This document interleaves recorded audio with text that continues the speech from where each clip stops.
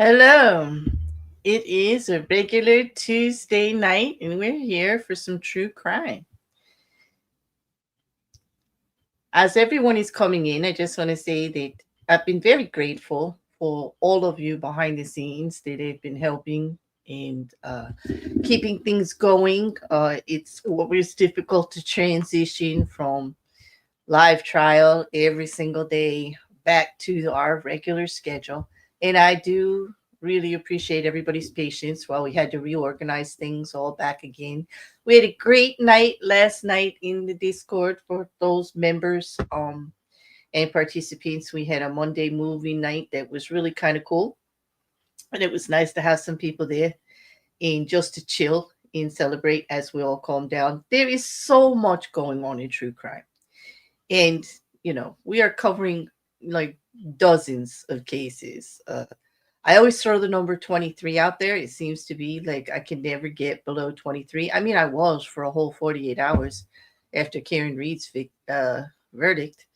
But then boom, you know Barry Morpho went and got himself arrested again. And there you go, back up to 23 right away.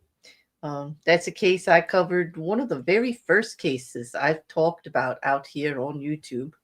I had talked about it behind the scenes for a bit, and then when I started my channel, it was one of the very, very first ones that I went into. I covered it with Jay. I covered it from True Serial, and I also covered it, on my own. And we've been following it all along, and it's active again. It's active again, and we're going to do a detail of refresher on the prior case and where we stand now with the new case on tomorrow. We'll have a special edition tomorrow evening. Tonight we're going to be on YouTube and on Twitch, and we're over there on X. Hello, X. How you doing? We will not see the chat from X, so I'm sorry if I don't get back to you. But for some reason, StreamYards won't let me see what you have to say. But I will check later. I will check later.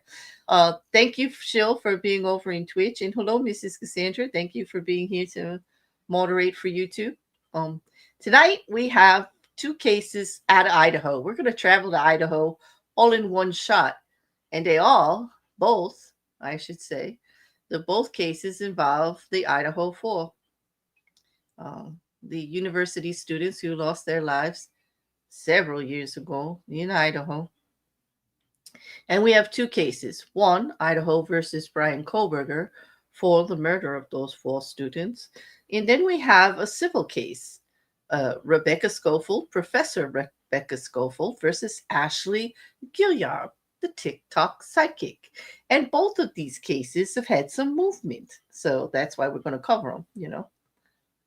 Yes, Idaho's been getting a lot of attention lately, Mrs. Cassandra, a lot of attention. There was movement in both of these cases that from May and June, but because I was covering live trial every day, we didn't get to do an update. So we're going to bring everybody up to date. Now, Bryan Kohberger had a hearing recently, just the other day, and I actually did post that for everybody. It is in the playlist. If you missed it, the Bryan Kohberger playlist is linked below in the description, and that will be one of the first things that comes up. It is also listed under videos. I record those not live sometimes, and I did do that one not live, and it's right there under videos. It's like the first or second one. Okay. Hey, Teresa. Hey, Louie. Hey, Trees. How you doing? Been a while. Hope you're doing well, sir. Yes, thanks for the ordering, everybody. I love my orders, and I always appreciate a good ordering. Yeah, it's good for the soul. Nice to see you, Teresa. Okay, so now since we're going to Idaho for both of them, do you guys have a preference which one we start with, or should we just start with Bryan Kohberger? Like, if I bring it up, you'll see he's the first one here. Let's see.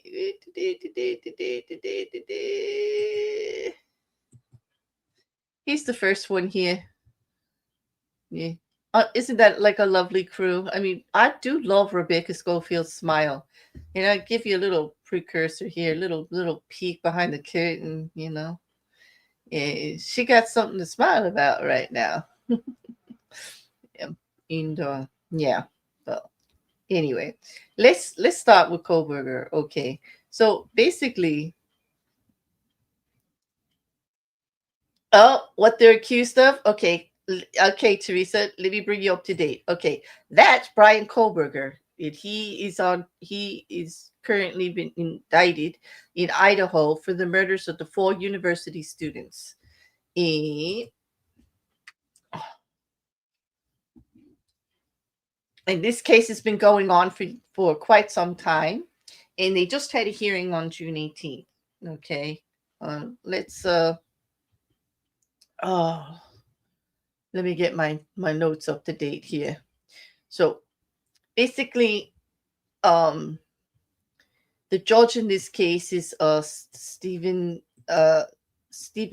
Hippler, Judge Stephen Hippler, and he was assigned to the case after the defense had asked for a change of venue. Ann Taylor petitioned the court for a change of venue because of the popularity of the case and said that Bryan Kohberger could not get a fair trial, in Boise or near Moscow, because of the hype of all of the sensationalism, because of there was 4 murders, the community being all involved and watching it so closely. And, they did all these studies, in typical Ann's Taylor style. They just threw everything they could at the wall. I mean, we're talking about thousands of pages of motions. But anyway, she got it moved, and she got Judge Hippler. And that might not have been the best thing in the world, because since she got Judge Hippler, they've not really been doing very well with their motions. Bryan Kohberger, to date, is still facing the death penalty possibility, and he definitely, most of the motions to suppress evidence. I mean, remember, thousands of pages to get rid of the DNA, arguing about the genetic testing that was done. Then we've got a whole bunch of pages in regards to the Google search and the identification of the vehicle, whether or not we can discuss the ID of his bushy eyebrows. I kid you not. I mean, they have thrown everything, the defense, at this case and at this judge that they could.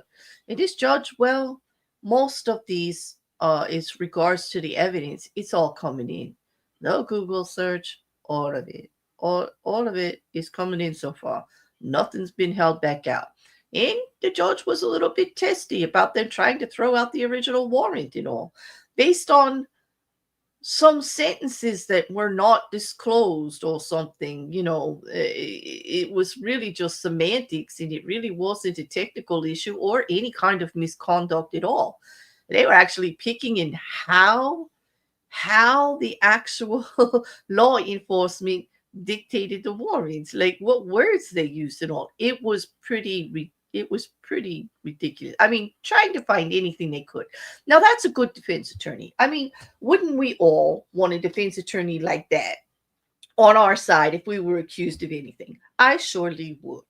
Well, because of the way that they attack everything and what they were going on, Ann Taylor's got herself in a little bit of a pickle because, well, we've got a trial August 11th, 2025.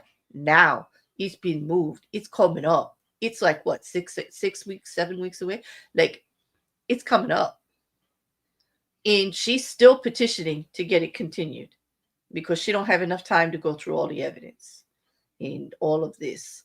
We just had that hearing on June 18th, and Judge Hippler heard her oral argument, and he heard from the state, and she did bring up some valid points. There was that Dateline episode, all of a sudden there's a leak because there's evidence being put out there that was sealed. And they're talking about a leak within the system here somehow, how they're getting their information. And she brings forward that there's a new book coming out and another series coming out, and that all of this publicity is just going to make it even harder for her to get witnesses to actually talk to her and to get the testimony that she needs to put forward in defense of Bryan Kohberger. Now, I kind of feel for her because it is true. The bigger the case gets, the more people find out about Bryan Kohberger. Nobody really wants to get involved. So I get it. It's hard to get expert witnesses. It's hard to get people on board for the defense. Well, that's pretty standard when you've got a high profile case. And that's what the prosecution said in the hearing. Like, yeah, well, it's going to be just as big a case a month from now, or 2 months from now, or 3 months from now. Well, how many times do we have to hear the defense complain about all of the discovery that they have? They've had all this time to go through it. They've got a huge team. They even have a mitigation lawyer that's just taking care of just that part of it for the death penalty. So, really, you've got plenty of times, but you don't have to rewrite history or a book to provide a whole defense. Actually, she's claiming that he wouldn't get a fair trial because she's not going to be adequately prepared enough to defend him, and that he has a right to all of this. And yes, she does, but you don't have a right for 3 years of preparation. You don't have a right to keep delaying the trial. And sooner or later, the victims in the state have to be taken into consideration. And that's what Judge Hitler is faced with now, trying to balance the two sides on whether there'll be a continuation. Well, based on the words that he said during the trial, which were something along the lines of, well, I will give you a written order on this in a little bit, but if I were you guys, I would just keep going the way you're going and act as if we're still going to have a trial on August 11th. Kind of alluding that, well, nice try, but hey, I'm kind of leaning towards keeping things going, because when he took over this case, he was assigned this case. The first thing he said is, I'd like to tell you all I'm happy to be here, but I don't want to start off on the wrong foot with the misleading statement. I kid you not. That's how Hitler entered the room. He looked at a case that is dragging its feet, full of all kinds of contesting, open motions that have to be going over the genealogy testing, the DNA testing, and how they actually got to the name Bryan Kohberger as a suspect. I mean, he was handed a little bit of a hot ball of wax, and he wasn't too happy about it. And he wants to get it on track. He wants to get it on track and going. Okay. Kind of like Judge Boyce when he would just wanted to get it going. Okay. Kind of like our judge in the Sarah Boone case when it was transferred over to him, and he just wanted to keep it on track and get it to trial. No more delays. Okay. Sometimes the judge catches these cases after years of it going back and forth, and their job is to just get it done. They just want to get it off of the trial roster. Okay. So it does seem like Judge Hitler is said it that way, but let's talk about the other motion that was behind sealed doors, because the defense, like in May, threw up, like it was at the end of April actually, threw in this third party culprit, like there might be another suspect, somebody else responsible for the murder, not Bryan Kohberger, and they're investigating. And the judge gave them until May to come up with this absolutely evidence of this theory before they could play it out in court or have anything to do with it. And so the judge gave them that time, and all of it's sealed. Like the prosecution doesn't even get to know, nobody gets to know anything about this. It's all sealed. They're not discussing it. They only discussed it in private. That's what they were talking about there, and still nothing's being actually disclosed about it. So we don't know where Judge Hitler is in regards to allowing them to go forward with it. Okay. But like I said before, all of the evidence suppression and stuff, it's genealogy, the genetic genealogy rulings, the Amazon purchase data, the bushy eyebrow, the 911 call, all of that has been, nope, sorry, defense, nope, it's all coming in. We heard you. You spent your time trying to fight it out, get it all tossed out, but it's all coming in. That's the end of that. Okay. Now, the other thing that we're still waiting on is the other last ditch effort of the defense on getting the death penalty taken off was in regards to uh, Bryan Kohberger's status as actually having autism spectrum disorder. Um, about his contextualized behavior and how that might play out. Um, and that they want to use that as a mitigation during the penalty phase. I don't see why they can't. The judge has to rule on that. He's gonna. I do believe it's going to be in the mitigation phase. That's if he is convicted. So it really doesn't pertain for now or change anything in the courtroom for regular trial, as far as we know. Now, the other thing of prominence while we wait to find out about the continuation, which doesn't look like he's going to approve it. Like, I don't see anything on the website as of today. um when I checked a couple of hours before the stream, there had been no update yet or on whether he had done a final on that, but it does look like he's leaning towards still having trial in August. And one of his other main concerns is the gag order that he has in effect right now on certain information and everything, and that he has ordered a preservation of all communications, and he's looking into possible contempt charges for the leak um, that happened in regards to the Dateline or revelations that went through, and them saying it's provided by a source inside and all of that. That special investigation motion is pending.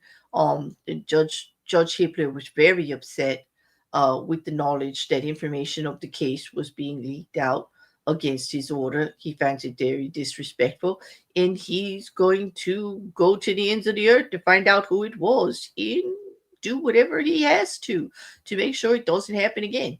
He was fierce about it. He was extremely annoyed. Okay, and so we'll have to let you know where that leads. But so far, nothing. Now, Ian Taylor did bring that up as a reason why they should use the continuation, but nah, no, that all is going to happen. Okay, so anyway, these what basically where we are right now is we're waiting on these written rulings for Kohberger. Um, and the next hearing is going to be in July. Oh, but something else interesting has been batted about out there. There is the Uber driver, DoorDash. I'm sorry, not Uber. DoorDash driver was actually picked up on a driving offense and had spouted off that she was going to have to testify in this hearing, and she's actually she people are actually saying she may have seen Bryan Kohberger. Okay, um, but I don't actually know if that's true. You know, because there wasn't anything put forward about another eyewitness at all. In several of the prosecution filings that I have seen, the only one eyewitness that they mention is the roommate, and that is the bushy eyebrow one. And in that one, it states her as being the only. They use the word only eyewitness. Hmm. Do they have enough evidence to convict him of the crimes? That's a very good question, Teresa. And it is something I wanted to bring up because everything's been sealed.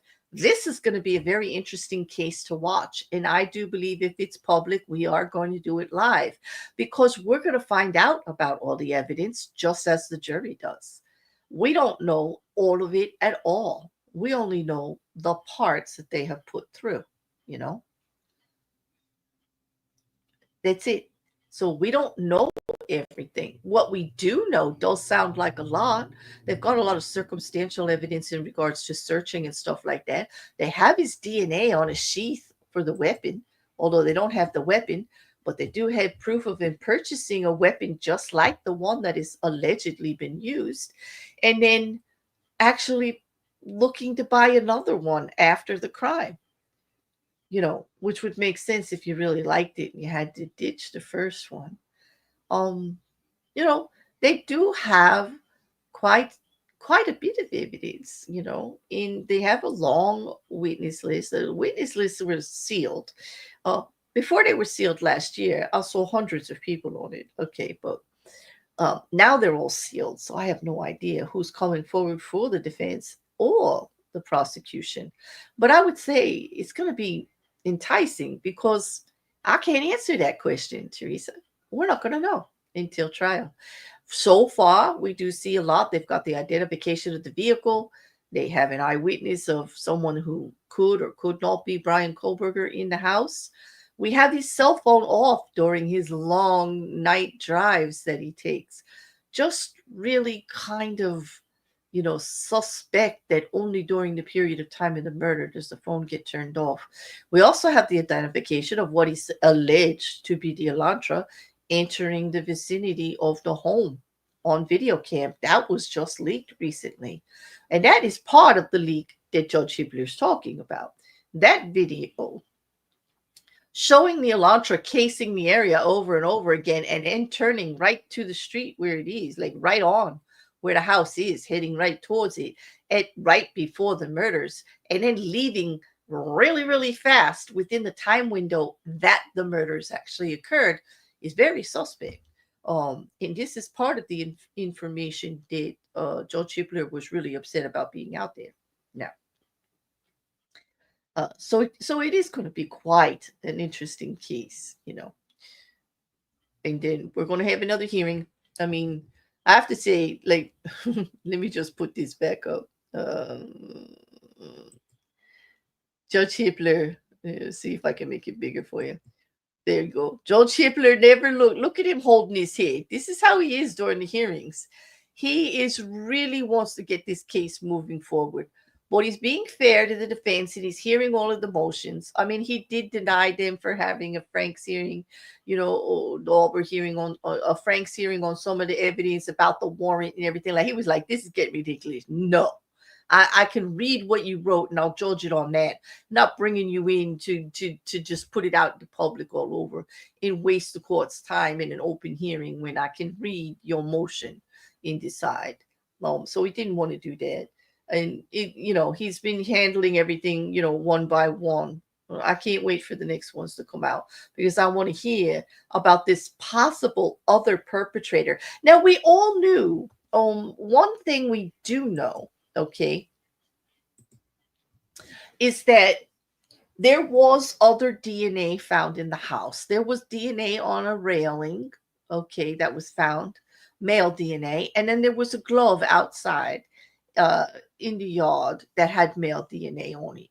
And they have cleared those people. They never became a suspect. Now it's going to be interesting to find out if it actually got tested and that they actually followed those leads. Because part of the contention in most defenses is that, well, you zeroed in on my client and you never checked out all this other stuff. And so that is something that prosecution always has to be prepared for. And law enforcement also, if they only stuck with Bryan Kohberger from the beginning and they didn't even bother to test the other DNA or cross-match it to anybody, I think that they did and didn't get a hit. And I think they did actually, try to find out, is it unusual to have male DNA on a railing in a house with multiple women who live there, multiple men who are visiting all the time? No, this was a student university house. There were parties there all the time. I would imagine there's more DNA there than there is in the communal swimming pool. Like, come on. Of course, there's going to be DNA all over the place, okay? And is it unusual for people to drop gloves, scarves, whatever? No, it's not. They are not the type of gloves that are suspected to have been used in the murder, okay? It was just an outside glove, It doesn't even, nobody knows when that glove got there or, who it belongs to or whatever. I mean, I'm not even sure if they tested that DNA and they do know who that glove belonged to, okay? Or like, I don't know. Objection, Judge Bear. Does anything gamer more attention than a great grope? Nope, not at all. I rest my case as my hands are about to be very busy. Come on in, Gene, and have at the chat there, sir. Yep. I'm not a judge. I'm not even a lawyer, but thank you. Thank you for the compliment. It's very funny entrance, actually. You know, more DNA than the Diddler's house. I don't know. Maybe more DNA, but not more baby oil. That's for sure, Mrs. Cassandra. Man, and we can have fun on Friday talking about what happened this week in that case. Anyway, it's so good to see everybody coming in. Welcome to all of you. Yeah, welcome to you all. But anyway, Judge Hippler is just trying to get this case to go forward. And I feel for him. I really do. And we all should. But in regards to the evidence, it's going to be like so much. Did it happen on the college campus? Nope. It happened in a home that they rented. The three demised roommates also had two other roommates. It was a roommate of five women. One of the roommates who actually is a victim was actually moving out. She actually did move out. She was just back for the weekend with them to celebrate something. But she had already moved out and moved on for other classes. It was an off-campus house, and now that you bring it up, Teresa, that house has actually been destroyed. It was scheduled to be destroyed. It was a big renting house before the incident, before uh the incident happened. And it did have to go through all of this investigation. They had to do a thorough investigation. The FBI actually even came in and made a model of the house and a walkthrough and everything so that they could put it together, because they knew this house was scheduled to be destroyed. And they held it off as long as they could, but they finally got permission to destroy it last year, and it has been taken down. Okay. Mm. Yep, it's near the fraternity houses. Liz, welcome. Thank you for answering too. Yeah, it definitely it is. It was a kind of like a party house. There's lots of police visits there for noises and stuff like that. Was it decapitated, the house, or the? No, no one was. No.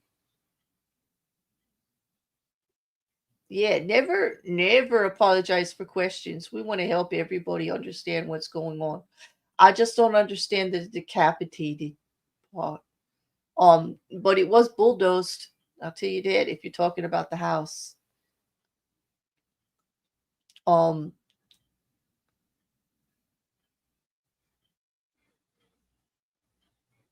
yeah, no one would want to rent it. Oh, dilapidated. I see what you mean. No, it wasn't like that, but it was I guess because the property and all, maybe they wanted to build something that was more they could make more money on or whatever, the owners. I'm not sure. But it was scheduled well before this happened.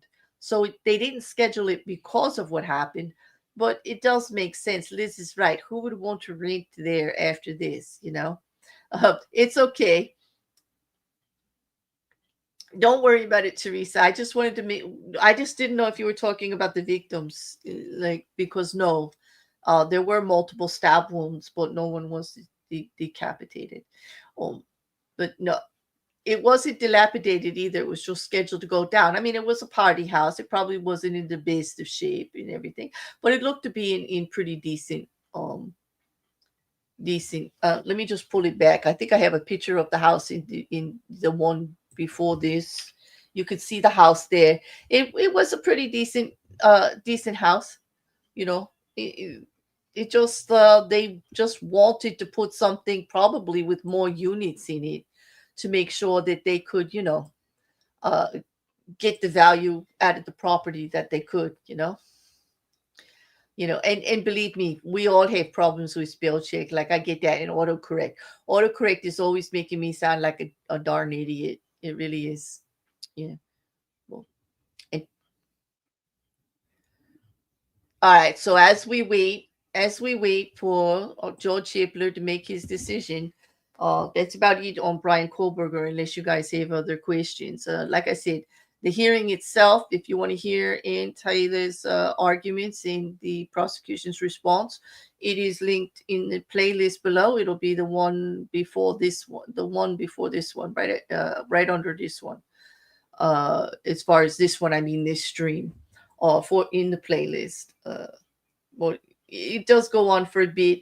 It is only the part about the motion to continue because, as I stated before, the another perpetrator of the crime motion and whether they can bring forward that for their defense if they have enough evidence. That part is sealed, and we didn't get to hear that. It is August 11th, Liz. Liz asks us, when is this trial? It is August 11th of 2025. And that is until, I mean, the recent hearing was in order to continue it. But Judge Hippler hasn't written his order yet on his decision. But in the hearing, he kind of asked everybody to be prepared to continue. And they should just keep working while he deliberates what he's going to do because to avoid any delays. He did not sound very enthused about continuing. It does sound like he's leaning to just have the trial stand on August 11th, but we shall see. Either way, he's going to make the best decision. He's very pragmatic about his decisions. I doubt he'll be overturned in anything of this.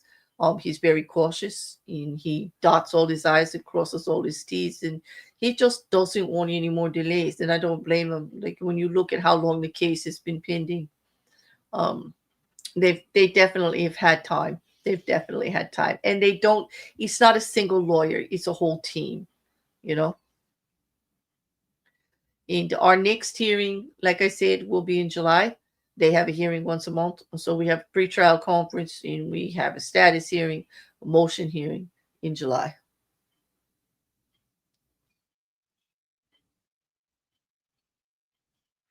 Yeah, in the neighborhood was the Elantra, the white Elantra. That's the vehicle that they saw. The most recent video that's been released, part of the leaked information, was of an Elantra said to be identified as Bryan Kohberger's vehicle, uh, going past the development repeatedly where the house is of the incident, and then right before the incident, making the turn onto the street where the house is and going directly to the house. And then, like, within the time frame in the window of when they say the alleged incident occurred, you see the Elantra beaten feet back out of the development at a very high rate of speed. Quite an interesting video that's out on the internet on that. An Elantra van, the Elantra, it's a Honda, I believe. But it's a sedan, like it's a sedan. I think it's a sedan type vehicle. This, yeah. Um.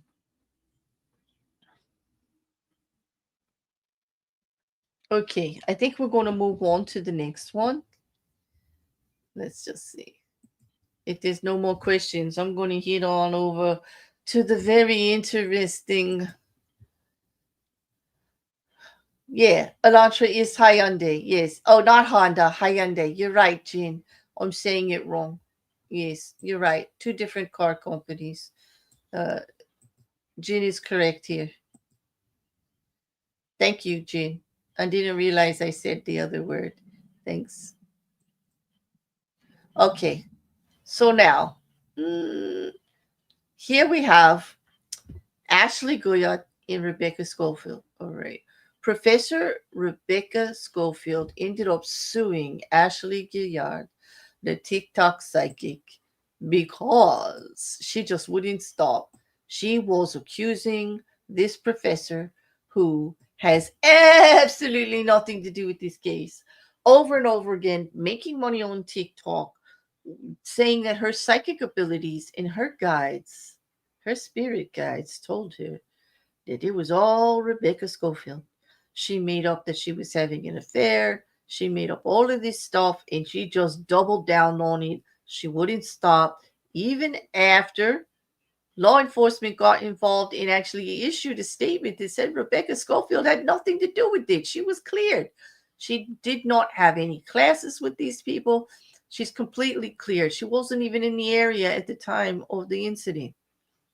But no, Ashley Gilliard would not stop. I don't know if it was just obstinance doubling down or just doesn't want to be wrong about her psychic abilities, or it was that, fresh smell of money. Who knows? But she's lost it all because, January 27th, the clerk entered a default judgment against Guillard because she missed her deadline of all of her tractions. And well, it actually started from there. That was her first things are serious. Because she didn't respond and she's pro se without a lawyer, there was an automatic default of judgment, and Rebecca was going to get everything she asked for. But then the judge had some mercy on her, allowed an extension for her to file, and allowed her motion to set aside the judgment. That's probably the only motion she's actually won to date. Besides, many ones allowing her to appeal. She did actually decide that she was going to countersue Rebecca Scofield and all of her attorneys for libel and defamation and all kinds of stuff because they just don't understand that spirit guides know the truth, and the truth will prevail without a stitch of evidence, mind you, without one single thing that she can prove. Spirit guides know the truth, and she's allowed to tell the truth. And so she decided to counterclaim, which got tossed, bouncity, bounce, bounce, bounce, right out because there wasn't anything to it. You can't just say, because I said so, and do a countersuit, because basically that's all it was. Like, I'm telling the truth because I have faith in my spirit guides, and you people just don't understand anything about this because you don't have this talent. And my spirit guides know, and you don't. Okay. The heck with the Idaho investigation and law enforcement and all of that. The heck that they think they got their guide and the evidence and all of that. That don't matter because my spirit guides say it's Rebecca Scofield. I kid you not. She just will not budge on this issue. She still isn't budging. It's it's the wildest thing I have ever seen. And I don't really want to make fun of her beliefs. She can believe whatever she wants, okay? But you don't get to attack people with it. You don't get to do false claims about people. And when there is evidence, there is absolutely not any physical evidence at all. You run the risk. If you keep with this belief, if you want to believe your spirit guides, fine. I'm all for it. Go for it, But you suffer the consequences of putting it out there when you got nothing to back up, because that's how the legal system works. And the legal system just doesn't have any exclusions for, oh, it's okay, you get to do that because this is your belief. No, the law is the law. Okay. I'm sorry, Miss Guillard, but the law is the law. And you're getting a crash course in it. And you've been doing a lot of filing over the years because this has been going on for quite a while. We are here now in 2025 dealing with appeals all the way up to that. She's tried to get it removed from one court to another court to different levels of court and back and forth because she's just not happy that, in June 6th of 2024, the judge granted a partial summary judgment for Rebecca Scofield on liability that we don't even need to discuss a trial to decide that Ashley Guillard's statements were false. Ashley Guillard had no truth in her statements, therefore that is defamation, and she's liable for that. And so the only part of the trial we need to actually deal with now after June 6th, it went forward, that now we're going to set up a trial for damages. And oh, by the way, Miss Scofield, the judge says I will accept your motion to refile your complaint with the punitive damages in there because, well, Ashley Guillard just would not stop. So now she's not only, the judgment is there that she's liable for the statements, but Rebecca Scofield's going to be able to file for damages, which means that Ashley Guillard could be on the hook for a big piece of change. Punitive gets to be set by the jury unless there's limitations by the state. And also, lawyers' fees and all of this. I mean, once she's held liable. they gave the permission to Scofield to amend her complaint to add it, and she did. Okay, so then Ashley Guillard starts with all the motions to try to get everything returned. But in February of this year, she actually did she had filed a motion. Oh well, actually, that's when the actual order came in, decision came in. She had filed it in 2024, and she filed it to the magistrate court under Rule 59E because the magistrate there, Judge Patrico, denies Gilliard's motion to amend or reconsider that summary judgment because none of her claimed procedural, First Amendment, jurisdictional, or impartial arguments were successful. She tried to say it was a First Amendment violation, that they weren't taking into the fact that she uses her spirit guides and they just don't understand. And that she cannot properly defend herself with the actual evidence because everything's sealed in the Idaho case. She's not privy to any of that information, nor will they disclose any information to her, even though she's being sued. The judge had decided that, since there was actually a statement from law enforcement that Scofield wasn't even a suspect and was out of there was plenty of evidence that she was out of the area at the time, that none of the statements made by Ashley Guillard could be true. And that there was plenty of evidence to the contrary and no evidence to support any of her claims of impartiality, of violating her rights, of just not having a jurisdiction issue or a procedural issue in regards to understanding her rights as a psychic under religious belief or whatever that was, and that they were just biased against her because of her psychic guides. They just don't understand. And she doesn't have a vehicle to show them. But anyway, on February 4th of this year, that magistrate said, nah, denied.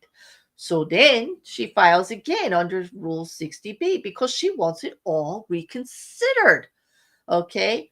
And on March 15, of that year, she just decided that she wants relief based on newly discovered criminal procedure filings in the Idaho host herself, and that those actual discoveries are going to actually vindicate her.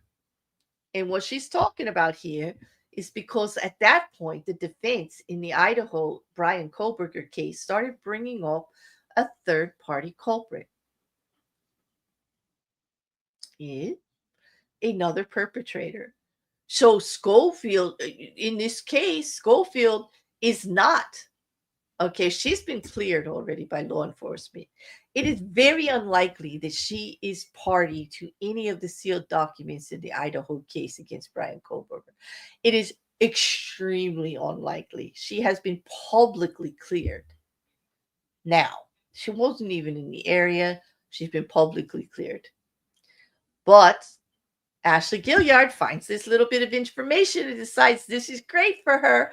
This is going to overturn everything because, aha, it may be somebody besides Bryan Kohberger, and aha, maybe that somebody is Rebecca Scofield, and aha, that means everything I said is true. No. Sorry, Ashley Boo Boo. Sit down.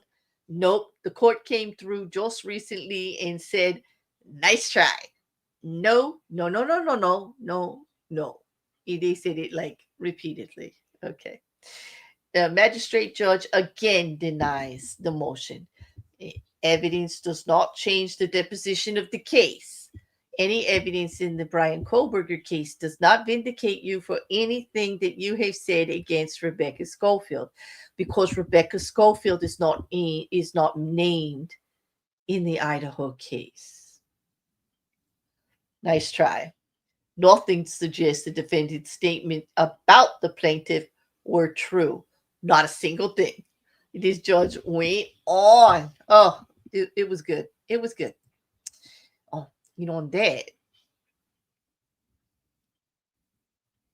Hi, Victoria.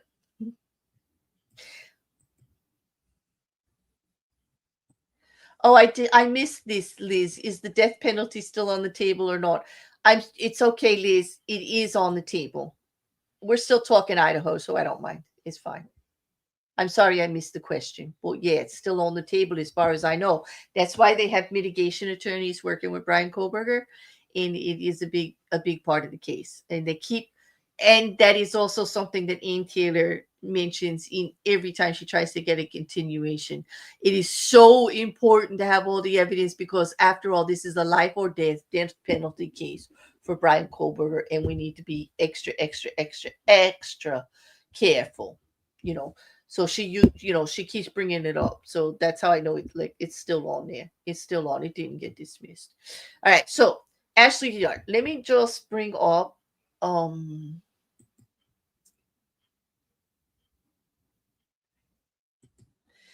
let me just. Darius, I know reading can be so boring, but there are a few that I just have to. And these were the orders that were filed. These are the actual judgments from the judge, like what he had to say. In some of it's just really good. It's just really good. So let's just go through a little bit here. Okay, so this happened at the end of May. Um, and was filed and uploaded. This is the memorandum and decision and order about Ashley Guillard's Rule 60B motion for reconsideration of the partial summary judgment that happened years ago, by the way. Years ago. Okay. Pending the court, before the court is the defendant's rule for reconsideration of a partial settlement because the court conclusively finds that the decisional process would not significantly be aided by oral argument. The motion will be decided on the record and without oral argument, as discussed more fully below. Okay. And we're just go like because this gets right. So this case arises out of the tragic murder of 4 University of Idaho students in November of 2022. Plaintiff Rebecca Scofield is a professor at the University of Idaho. She alleges that despite never meeting any of these students or being involved with their murders in any way, defendant Ashley Guilllard posted numerous TikTok and later YouTube videos falsely claiming that the plaintiff had an extramarital same-sex romantic affair with one of the victims and then ordered the 4 murders to prevent the affair from coming to light. Plaintiff sent cease and desist letters to defendant in the following days and weeks. When defendant did not stop, plaintiff initiated this action. Plaintiff asserts 2 defamation claims against defendant. One is premised under the false statements regarding plaintiff's involvement with the murders themselves. The other is premised upon the false statements regarding plaintiff's romantic relationship with one of the murdered students. On June 6th of 2024, the court granted plaintiff's amendment motion for partial summary judgment on the issue of liability for plaintiff's 2 defamation claims against the defendant. And the court concluded that plaintiff sufficiently demonstrated the absence of any genuine issue of material fact relating to the falsity of the defendant's claims about her. This is powerful evidence at the summary judgment stage. It not only substantiates plaintiff's argument that defendant's statements about her are false, it also highlights the complete lack of any corroborating support for defendant's statements. And that comes from actually the filing that she did, where she actually listed that law enforcement had actually cleared her and made a public statement about the whole thing. And that the defendant would know that if she was following the case because it was in every media outlet available at the time in a whole high profile case. It wasn't sealed, it was public knowledge, and Ashley Guilllard could be fully aware of it but she was willfully and willingly ignoring it. Under Rule 56, this shifted the burden to the defendant to dispute the claim by setting forth facts showing that there is genuine issue for trial relating to whether her statements about plaintiff are true. In relying only on her spiritual investigation of the murders, the court concluded the defendant did not satisfy her burden. As a result, defendant's psychic intuition, without more, cannot establish a genuine dispute of material fact to oppose plaintiff's summary judgment efforts. In other words, you can't just say, my spirit guides told me so, and it's true. You need material fact. You need to say where this information concretely is coming from. Show me something else. It's not good enough. And this is what Ashley Guillard keeps getting really offended by, that they don't want to go by the words of her spirit guide.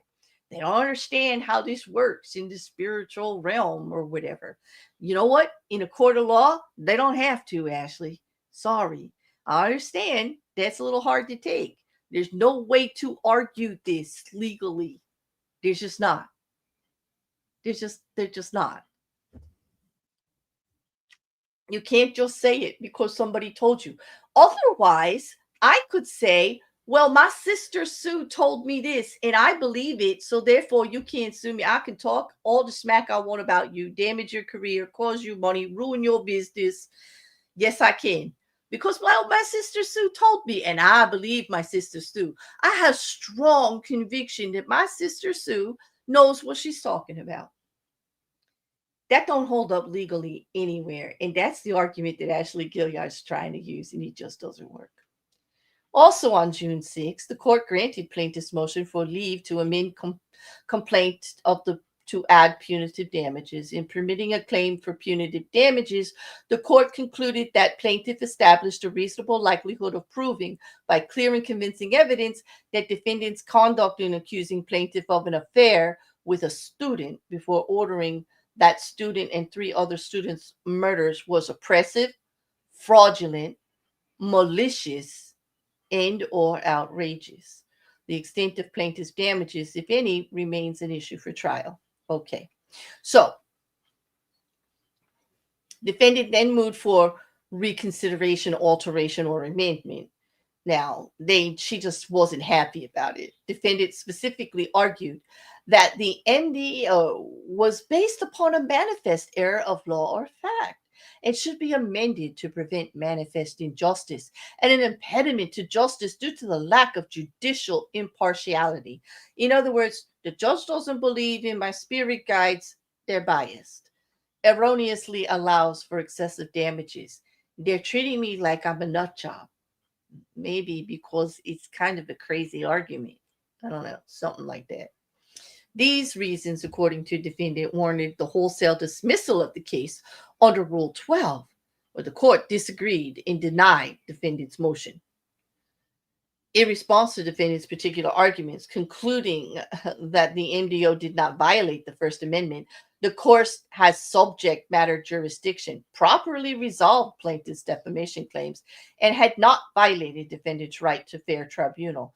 Idaho law permits a claim for punitive damages in defendant's defamatory statements are not privileged. Now, via the pending motion, defendant again moves to have the court reconsider its motion again, this time for newly discovered evidence in the forms of filings in a related state court criminal proceeding, provides factual support that substantiates the TikTok videos, posts regarding the murder of the 4 University of Idaho students. That's what she said in her filing. Well, the defendant maintains that she cannot be found liable for defamation because this newly discovered evidence proves that she was telling the truth in these TikTok videos or otherwise highlights outstanding issues of material fact that preclude summary judgment. Plaintiff again opposes this motion in its entirety, and the arguments are considered below. For the legal standard, under Rule 60B, a court may relieve a party from final judgment, order, or proceeding for the following reasons: mistake, inadvertence, surprise, or excusable neglect. Newly discovered evidence that with reasonable diligence could not have been discovered previously. Fraud, misrepresentation, or misconduct by an opposing party, then the judgment is void. The judgment has been satisfied, released, or discharged. Any other reason that justifies relief. Rule 60B is an extraordinary remedy and is granted only in exceptional circumstances. The moving party bears the burden of proving the existence of a justification rule. Here, defendant relies on Rule 60 when she claims that newly discovered evidence exists that corroborates the truth and accuracy of her statements about plaintiff's involvement in the November 2022 murders. Relief from on the basis of newly discovered evidence is warranted if the moving party can show the evidence relied on, in fact, constitutes newly discovered evidence within the meaning of Rule 60B. The moving party exercised due diligence to discover this evidence, and the newly discovered evidence must be of such magnitude that production of it earlier would have been likely to change the disposition of the case. The deposition of Rule 60B is committed to the sound discretion of the direct court. Defendant argues that newly discovered evidence revealed in a parallel criminal proceeding in state court tracks statements made in her earlier TikTok videos about various circumstances surrounding the murders. For example, the defendant claimed that newly discovered evidence confirms her statements about how the surviving roommates were afraid the night of the murders, of a dog being in the house at the time of the murders, a breakup involving one of the victims and her boyfriend, the 4 victims being located in 2 different rooms, and the imminence of an arrest. From this, defendant contends that the perceived synergy between her psychic intuition and the newly discovered evidence not only validates her separate statements about plaintiff's role in the murders and relationship with one of the victims, but also highlights how her theories about the murders have never been proven false, and then for her absolute defense of truth against the plaintiff's defamation claims remain plausible. Plaintiff counters that defendant's arguments are procedurally improper because the June 6, 2024 is not a final judgment. Plaintiff additionally argues that the evidence defendant cites is not admissible and regardless does not affect the court's analysis. Plaintiff lastly questions defendant's diligence, arguing that she was already aware of most of the evidence she now relies upon in her motion, but did nothing to formally obtain it during discovery or otherwise make any effort to incorporate it into her summary judgment briefing. And the court agrees with the plaintiff. Even assuming that defendant's reconsideration efforts are procedurally proper and that the referenced evidence is both newly discovered and admissible, defendant's motion suffers from a fatal flaw. The evidence does not change the disposition of the case. Absolutely nothing about this evidence suggests that defendant's statements about the plaintiff are true. That certain of defendant's psychic insights may have randomly coincided with banal aspects of the notorious and well-publicized murders is hardly surprising. But this happenstance alone does not legitimize defendant's perceived clairvoyance, nor can it bridge the gap between defendant's intuition and the truth, a crucial aspect of plaintiff's defamation claim against defendant. Ultimately, the cited evidence is wholly unrelated to plaintiff. If anything, it underscores that there continues to be no evidence that plaintiff had an affair with a student or orchestrated the murders to keep that affair secret. Defendant's insistence about how her theories surrounding the murders have never been proven false is likewise unavailing. She claims that evidence pertaining to 3 sets of DNA under MM's fingernails, the victim's defensive wounds in blood at the crime scene from 2 unidentified males, is not inconsistent with her underlying theory about plaintiff orchestrated the murders and framed Bryan Kohberger, the defendant in the state criminal action, by planting a knife seed at the crime scene. Yep, she accused her of that too. But this misses the point.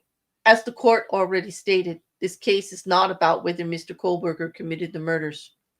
Though the court's consideration of those issues may have touched upon a matter of criminal concern in a parallel criminal proceeding in state court, the court never endeavored to apply the elements of murder in a judged plaintiff's innocent and Mr. Kohberger guilty.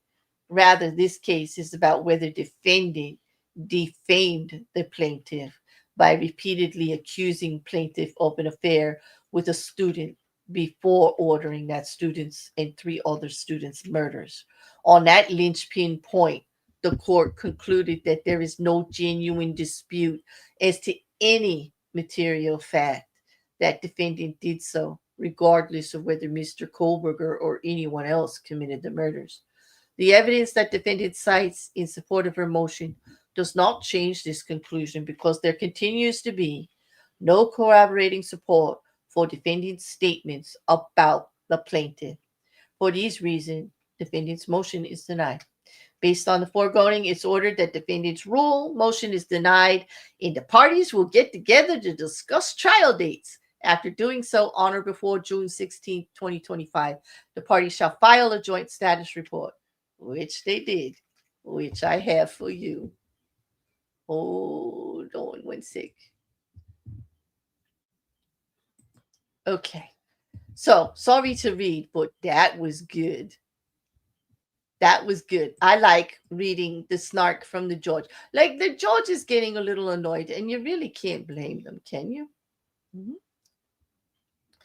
But Ashley wasn't done. She filed again. Yeah, she did.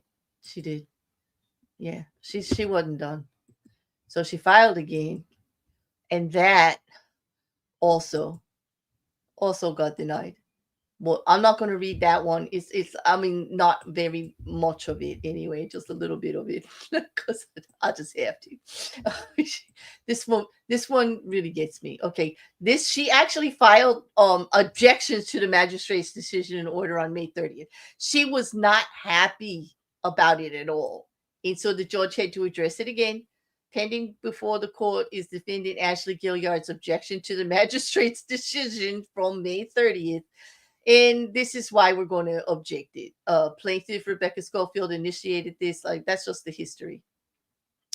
Order number 1. On November 13th, 2024, U.S. District Court Judge Amanda Brailsville denied defendant's request, reasoning that, in summary, Guillard has failed to establish any extraordinary circumstances justifying reassignment of this case to a district court. The record does not show the magistrate judge was biased in any manner towards Guillard. Instead, the timing of Guillard's motion to withdraw her consent in her Rule 59 motion, filed shortly after the magistrate judge granted Scofield partial summary judgment and leave to assert a punitive damages claim, indicates Guillard's real motivation is to avoid the magistrate judge's rulings. Guillard's only recourse to challenge these rulings, however, is an appeal following a final judgment. So once they go to court and there's a final judgment, that is when she can do a formal appeal. Relevant here, the import of Judge Brailsville's decision was that the party's previous consent to magistrate judge jurisdiction remained and continues to remain. Because in other words, this woman, when the judgment came down, decided, wait, you don't have the authority because I'm going to take away my permission for the magistrate court to actually do any judgments on this, and I want to go back to district court. I want to send it to district court. And there was a whole big motion on that, and it got bounced back. And now that magistrate, it got back down to magistrate, and they did formal declarations. She filed all these Rule 60, Rule 59, all of this. It all gets denied. Her final thing was like, wait a minute, you don't get to say because I asked for it to be back in district. You're like acting like it didn't get bounced back. And they're trying to remind her that the magistrate has full authority of these. We already discussed this. No, you don't get to do this. Like, you just can't play playing ping pong with which court is going to handle this. Okay. The undersigned denied that motion on May 30th, even assuming the defendant's reconsiderations as procedurally proper, and that the referenced evidence is both newly discovered and admissible. It was all denied. Now, via the at-issue objections, defendant requests that a U.S. district judge consider her latest objections and reverse the decision and order of the magistrate judge.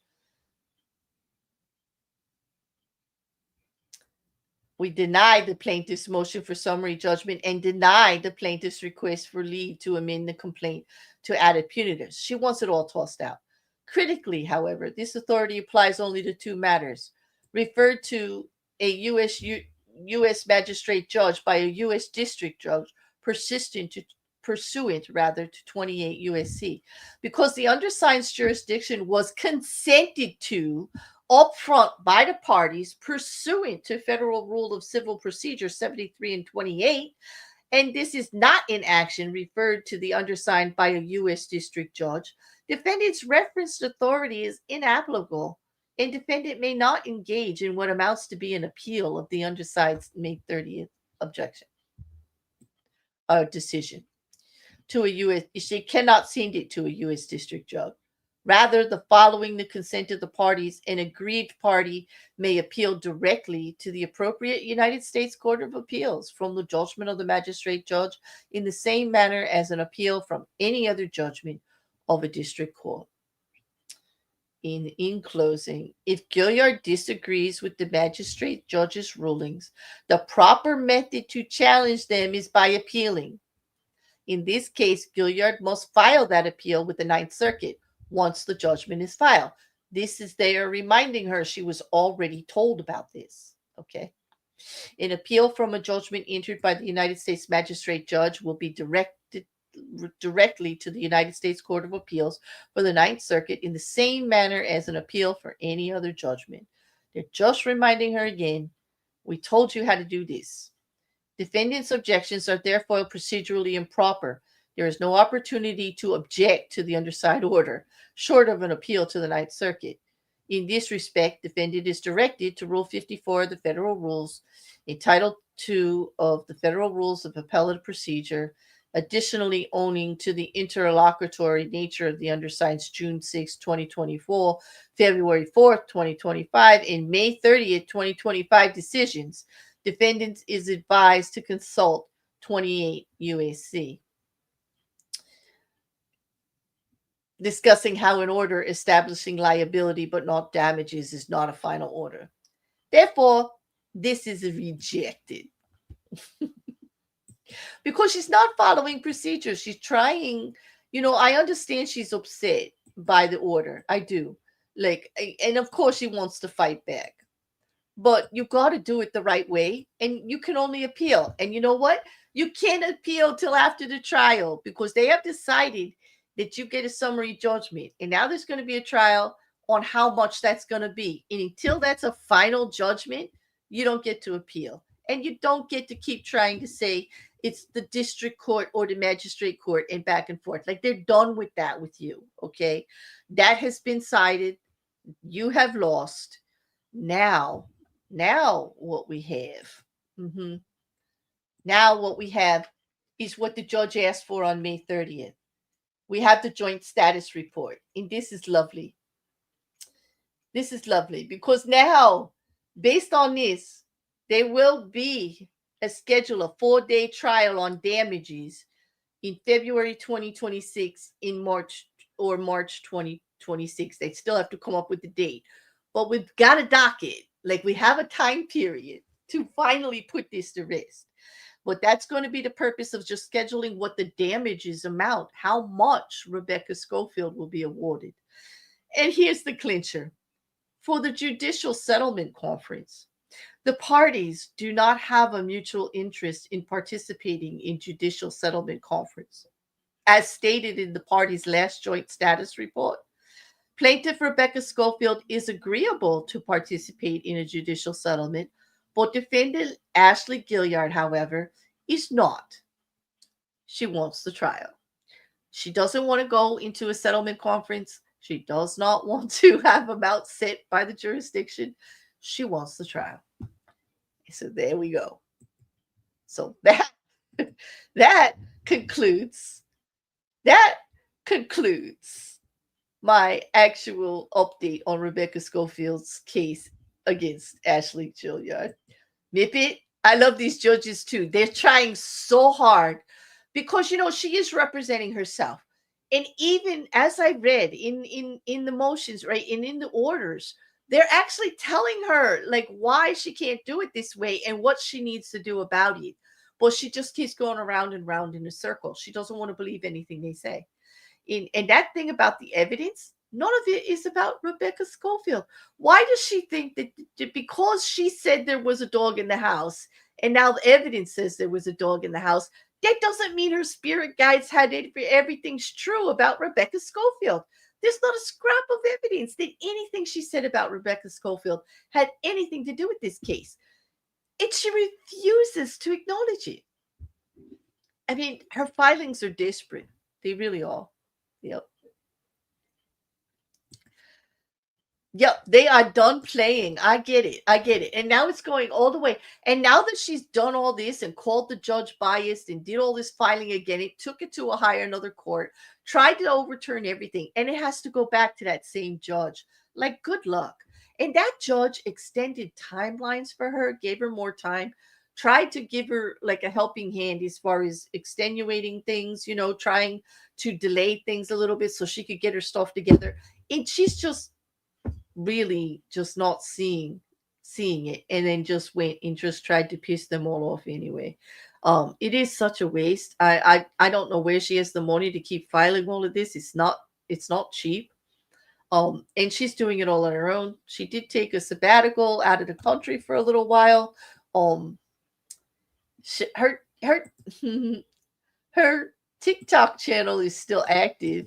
And her last thing was that she was reading all of the comments that people made on other videos about her.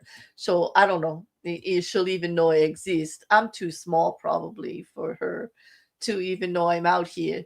But I mean, I do give her, she's defending herself. So I do give her credit for like trying to do everything she can. Because even if she had a defense lawyer, they would be doing the same thing. I doubt, though, that they would be messing between the two district courts the way they do back and forth, and then just, wasting their time on the evidence thing. I'm sure a lawyer would have told her for that to actually work, it had to pertain to Schofield particularly, indefinitely, for that to even work. And it's like common sense to me, but I'm not that close to it. She's so close to it. It's so personal, because this is, she believes what she believes because of her psychic intuition and her spirit guides, and she wants to believe that all of that is true, and they would never tell her a wrong thing.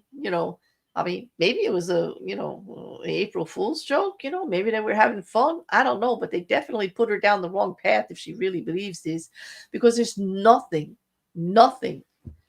that shows Rebecca Schofield had anything to do with this.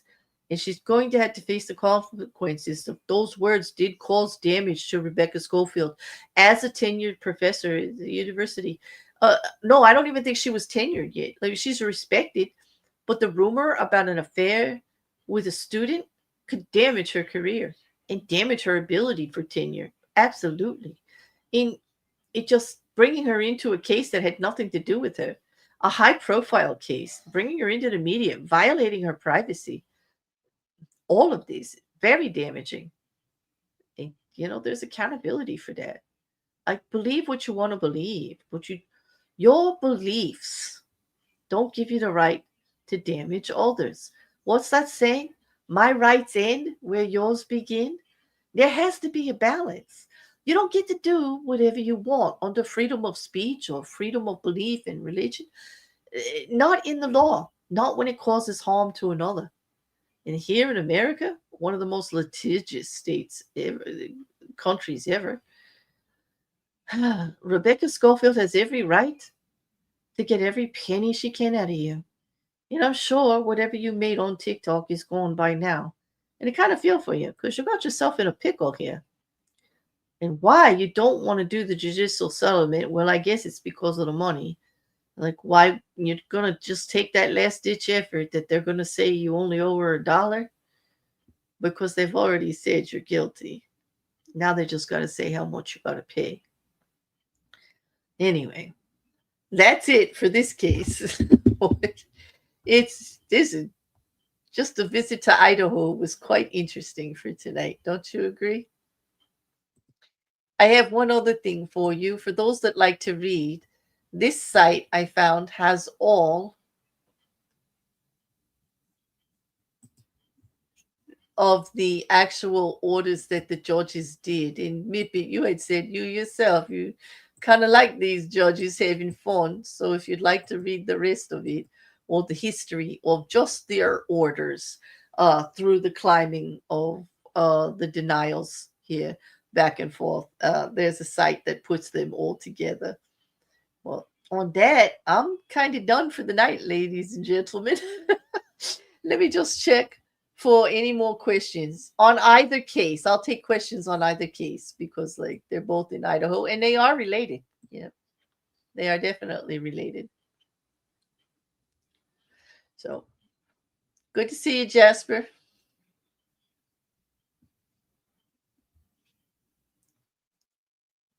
Thank you, Mrs. Cassandra. You're such a good egg.